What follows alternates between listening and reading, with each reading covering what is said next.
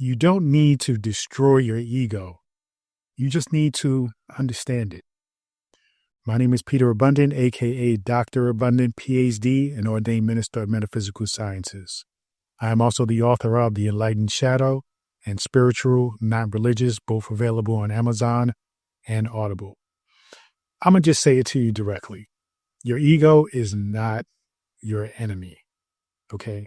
It's basically an internal alarm system. Now, why is that? Well, the ego is basically the thing that keeps you or even identifies you as being tethered to this physical reality.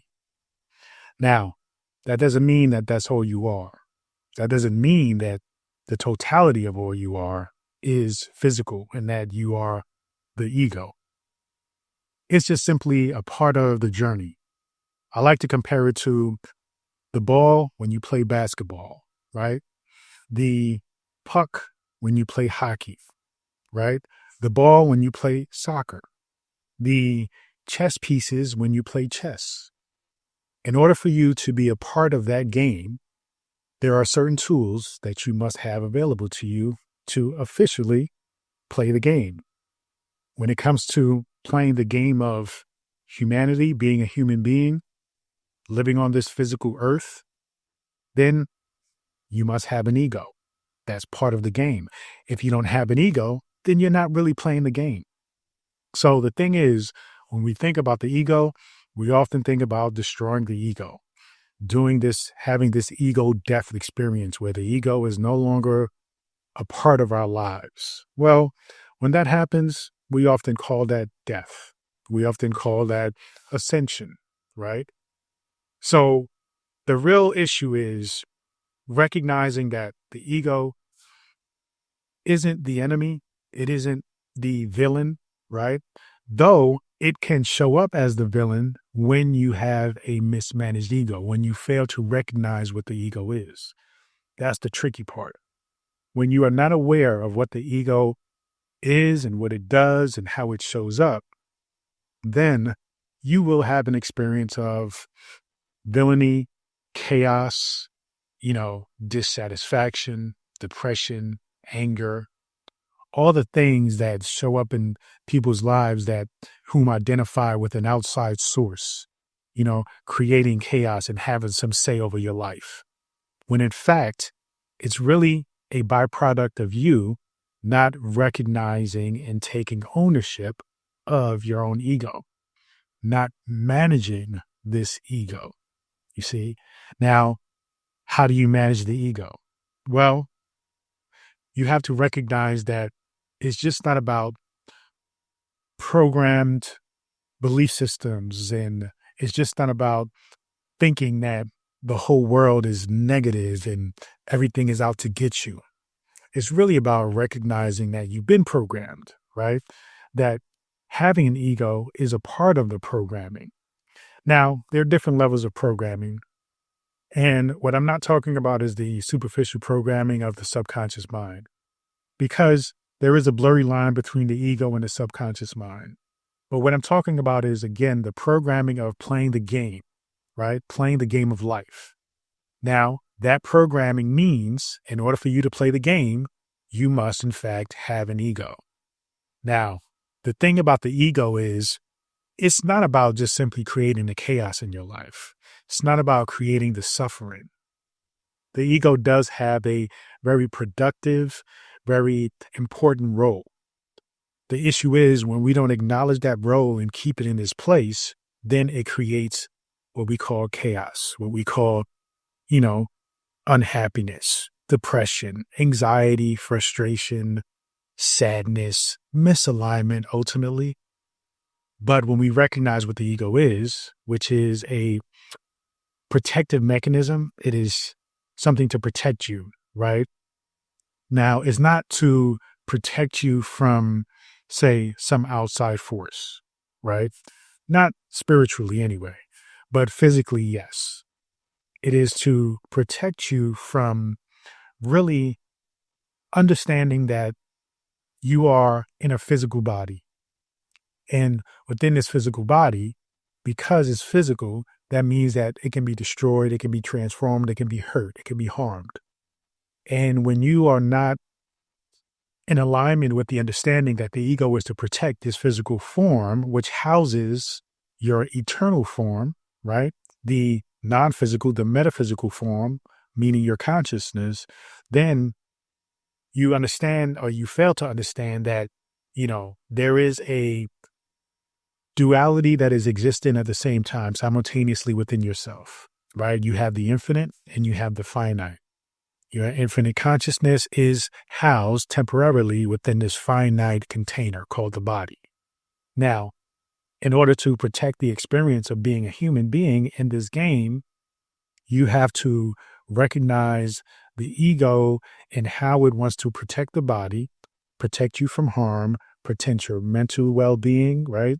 Certain levels of your spiritual well-being, ultimately protect you from feeling distress, feeling pain, feeling suffering, things of that nature that we just naturally feel as human beings, which is ironic.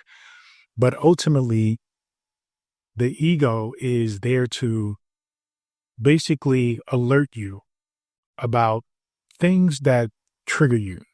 Okay. Now, here's the thing. For many of us, we take that alarm system, we take the alarm, the alert, as a means of or a sign that we should retreat, as a sign that we should, be aware that something is wrong, but run away from it or even hide it or avoid it. And that's the wrong thing to do. This is why people create what we call this ego death concept, where if you get rid of the ego, then you get rid of the pain because the ego is causing you the pain. That's partly true. The ego is causing you the pain, but it's doing so to bring your awareness to the root cause of the pain. And when you are not understanding or going deep into the root cause of the pain, then that perpetuates more pain, more suffering, because you're not learning the lesson. So recognize that consciousness is your pure self, right? The beautiful, the love, all that we wish to experience. But the ego is a little bit messy in the sense that it's not so comfortable, but it serves a purpose. It has a reason, okay?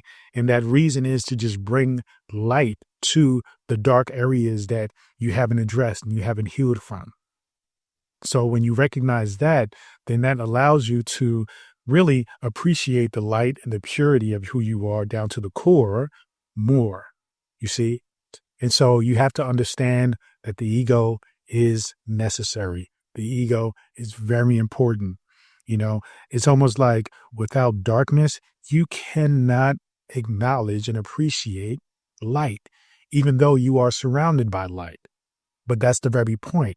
If you are completely surrounded by light, then essentially there is no light because there is no contrast. There is no experience of the other side of the spectrum of that light. You see? So consciousness is the light, whereas the ego is the darkness.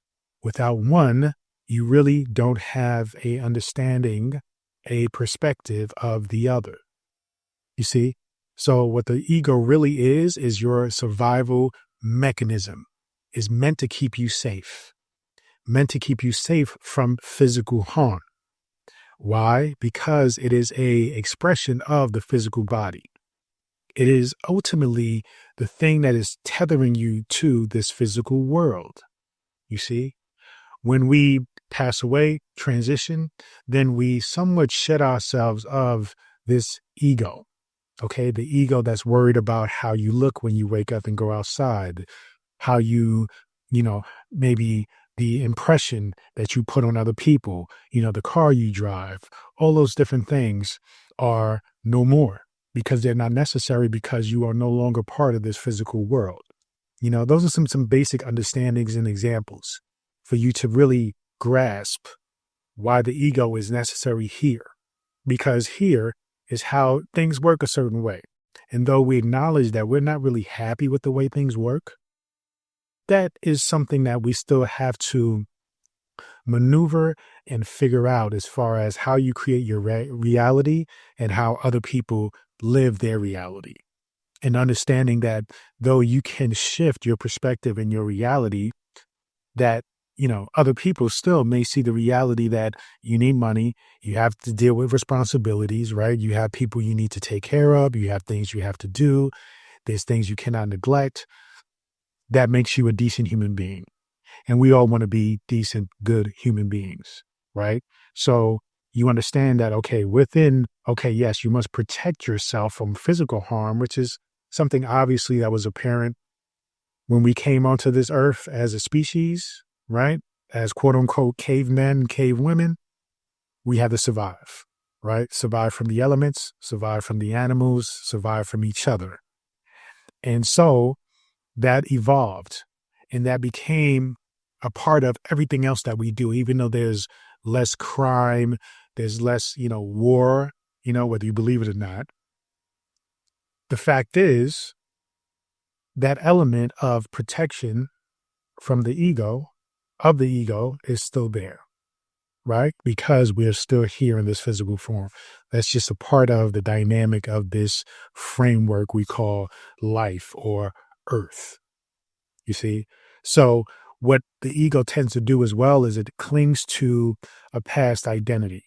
So you have to be mindful. I mentioned the subconscious mind before and how the ego and the subconscious mind can kind of coexist, and it can kind of be a blurry line. The ego is the foundation of this darkness, right? And now remember, the darkness doesn't mean bad, so to speak. You have to broaden your perspective as to what bad and good is. Again, if you are surrounded by nothing but good and you had never experienced bad, then can you really appreciate good? No, you cannot.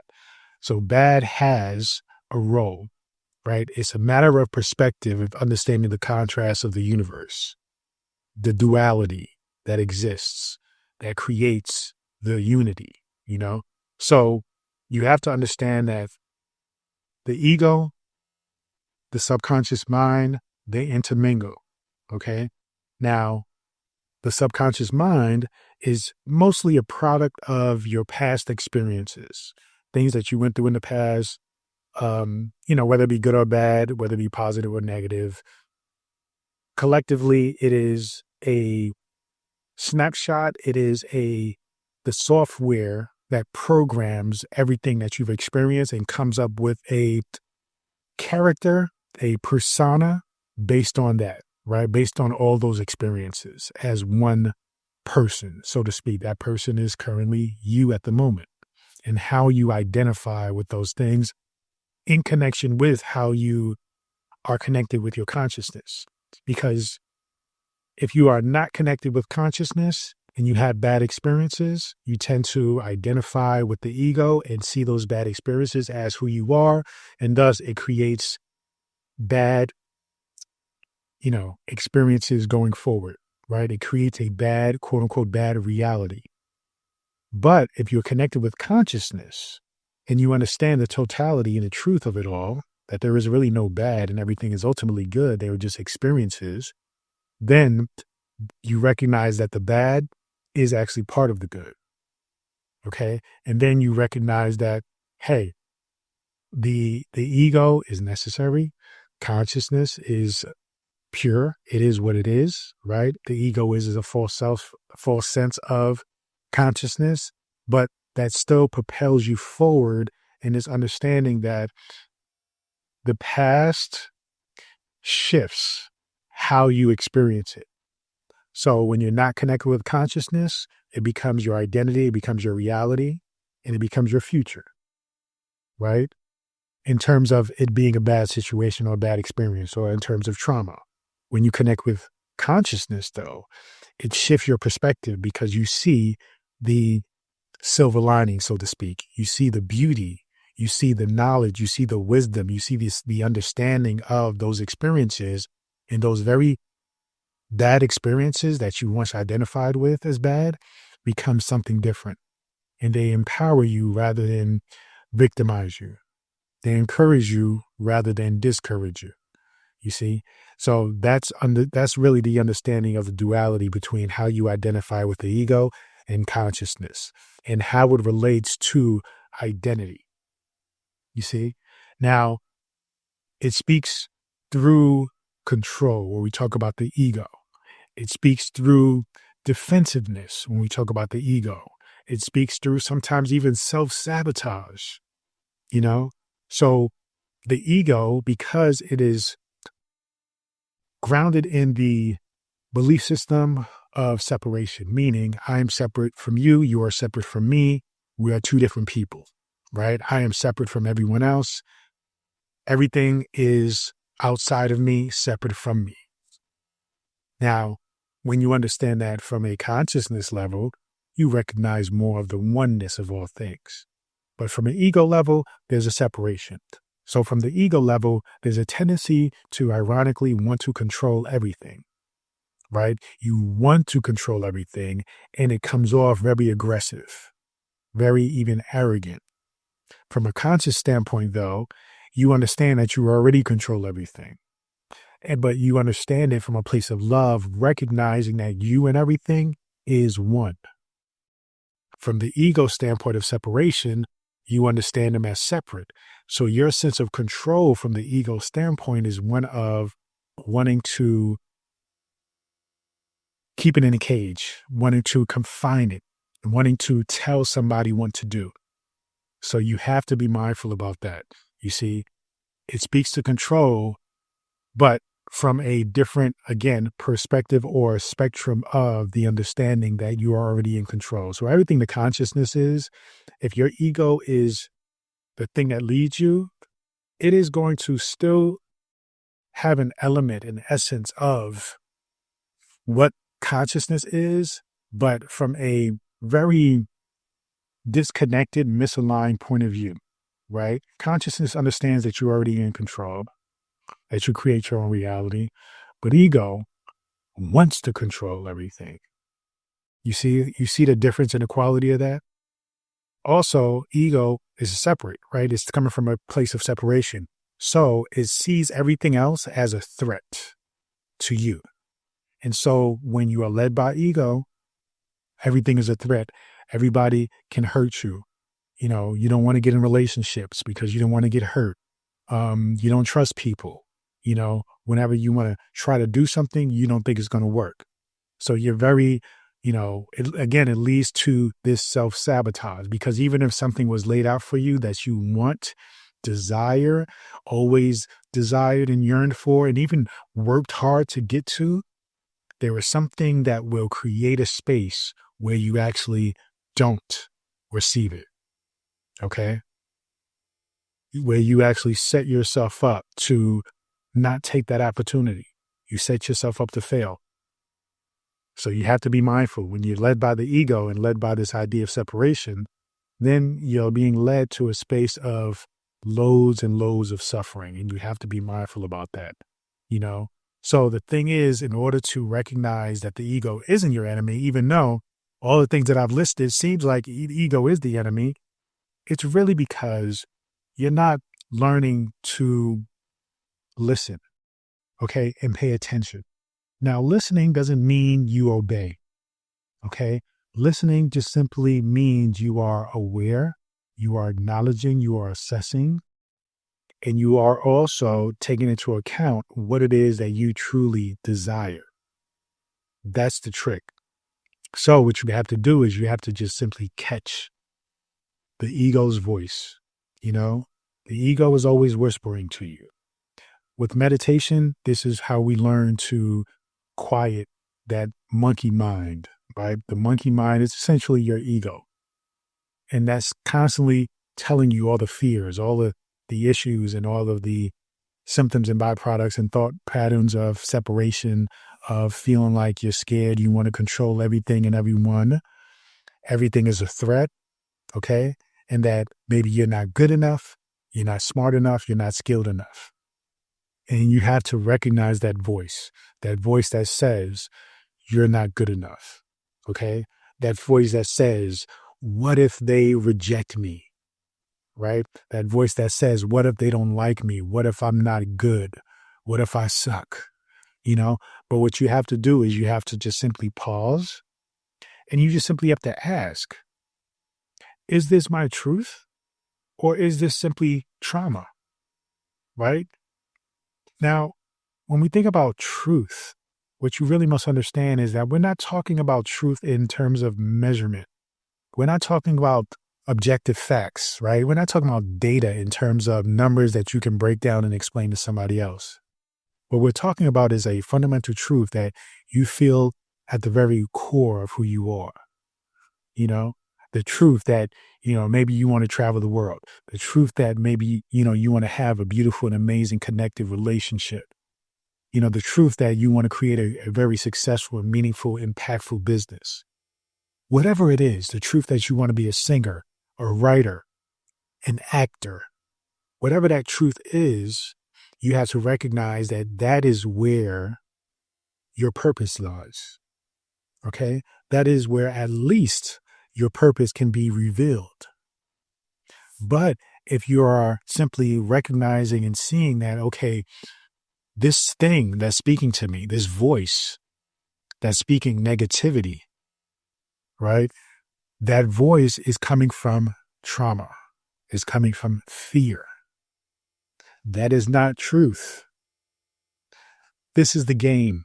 This is why we're here. This is the game of life. The game of life is recognizing that everybody else is not in competition with you. Everybody else is not out to get you. Everybody else is not against you. The universe is not against you. The only thing that is against you is yourself, because that's the only thing that can be against you. You are that powerful, you see? So you have to replace this idea, right? This voice. You replace it with just simply saying, thank you, ego, for trying to protect me. Because remember, that is what it's trying to do.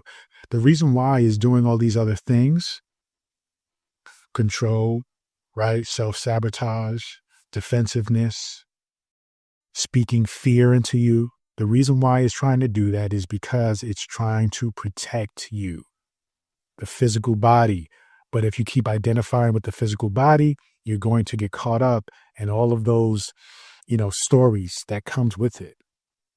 But ultimately, you are an eternal, infinite being. So you really, the core of you don't have those concerns. You don't need those concerns. It's just the body that needs those concerns. You see? So you're simply going to thank the ego for trying to protect you. Okay? And then you're going to just simply tell the ego, I chose love. I choose love right now. And love means the understanding that all things are one. Love means that you don't have to control. Love means you don't have to be defensive. Love means you don't have to be right in every argument. Okay? Love means that you can actually have and fulfill all of your dreams and aspirations and goals. You see, that's what love means. So when you begin to listen to the ego, communicate with compassion and understanding to the ego, then the ego will actually be put in its proper place and support you in your journey toward being who you are meant to be. So you have to reprogram it constantly, right? Consciously, being mindful, So practice your visualization. This is going to rewire your ego's script, the story of your ego. Keep visualizing. Remember, your mind doesn't know the difference between something that you imagined and something that actually happened. And so if you imagine it, if you visualize it over and over and over again, the things that you maybe have physically experienced become smaller and smaller and smaller. The thing that you are imagining, though, consistently over and over and over again in alignment with what you desire will actually grow and expand in your mind as your reality, thus allowing you to embody the truth, the true understanding of who you are, what you desire, and what you wish to create. So I advise you, a daily practice is to actually talk to your ego like a child. Talk to your ego like a child that you are reparenting. you know, but don't be a disciplinarian. All right. Be a parent of compassion, but also a parent that is able to articulate and communicate what you need from the child and what your intention is for that child. Act like this child actually will listen to you and doesn't rebel against you. You see, but all you have to do is acknowledge it, communicate with the child, and thus the child will then take in whatever it is that you wish to teach it. And remember, understanding that we're talking about a family. All aspects of you together is a family, right? You are a collection of different expressions, whether it be consciousness, the conscious mind, subconscious mind, unconscious mind, the ego. You look at those things as a family, consciousness and the subconscious, and the ego, they can be the parents. And the other parts of the mind are the children. So be mindful about that. Again, consciousness and the ego are the parents. Then you have conscious mind, subconscious mind, unconscious mind. Those can be the three kids. You see? So when you recognize that, then what you say to your ego is, I'm safe. You're safe. We're growing now. And that will allow you to relax the ego, relax yourself, and then move forward with the understanding in a reality of truth. You see? Because again, the ego isn't your enemy. The ego is here to support you. It is here to let you know that is something going on that you need to look at, you need to recognize, and you need to heal from. Now, what I want to ask you to do is comment below. What's one ego thought that you've been ready to challenge this week? One ego thought that you've been ready to challenge this week. Now, I would say for myself, it would be the idea and the understanding that I am successful, regardless of what my ego or what society may say success should look like. There are lots of elements of success and how it looks like in society that fits with my current life. So I know I'm on the right path, but sometimes the ego can get ahead of itself. The ego is impatient, The ego, even though it doesn't like change, the irony is, it's like, well, if you're going to do it, I need change immediately. And, this physical world doesn't really work that way. So that's one thing that I've noticed for myself this week. It's just a small little voice that shows up in my head this week, but I listen. I have this conversation with my ego often, and I allow the ego to communicate to me in a safe space, and me and the ego have a clear understanding. And that is what I want for you as well. Thank you so much. Feel free to go to drabundant.com, subscribe to my daily newsletter, get access to this free ebook, and so much more. Continue to join me on this journey. Peace and abundance always.